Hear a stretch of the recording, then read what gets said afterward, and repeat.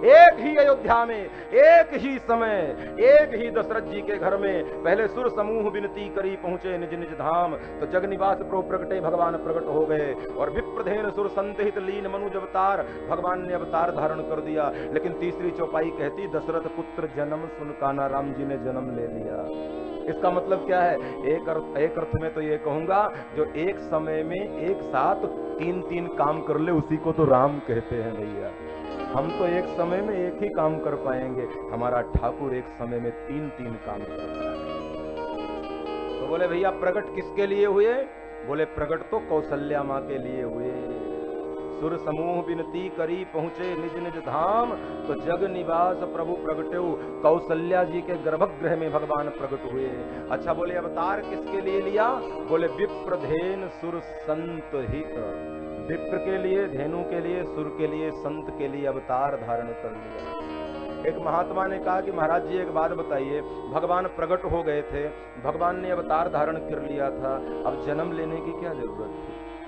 हमने कहा जन्म लेना ही ज्यादा जरूरी था भैया, जन्म न लेते तो बात बिगड़ जाती। कौशल्या जी के लिए प्रकट हुए और विप्र के लिए, धेनु के लिए, सुर के, संत के लिए अवतार धारण किया। अच्छा बोले जन्म किसके लिए लिया? बोले रावण मरण मनुज कर याचा और प्रभु विधि वचन कीन चाह साचा। रावण के लिए भगवान ने जन्म लिया। तो बोले जन्म की क्या जरूरत थी? अवतार लेकर भी तो रावण को मारा जा सकता था, प्रकट होकर भी तो रावण को मारा जा सकता था। तुलसी जी कहते प्रकट होने वाले राम से रावण मरने वाला नहीं था। अवतार लेकर राम जाते मारने तो ये आदमी मरता ही नहीं। बोले क्यों? इसने कहा था हम काहू के मरे न मारे और बानर मनुज जात हुई। मौत किससे हो? आदमी और बंदर में जब दोस्ती हो। और यदि अवतार लेकर के राम जाते रावण को मारने तो रावण कह सकता था मैंने आदमी से मौत मांगी है, और आदमी कभी अवतार नहीं लेता। प्रकट होकर के मारने जाते तो शायद रावण कह देता मैं तुमसे नहीं मरूंगा, क्यों? मैंने आदमी से मौत मांगी है, और आदमी कभी प्रकट नहीं होता।